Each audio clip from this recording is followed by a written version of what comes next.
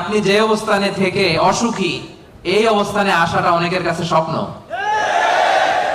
সব সময় বলবেন শুকর আলহামদুলিল্লাহ, আল্লাহ অনেক ভালো আছি, আল্লাহ অনেক সুখে আছি। শুকর গুজার হবেন, কমপ্লেন করবেন না এইটা নাই ওইটা নাই। কিন্তু কত কিছু যে আল্লাহ দিয়েছে ওইটা লিস্ট করলে লিখেও শেষ করতে পারবো না, ঠিক কিনা?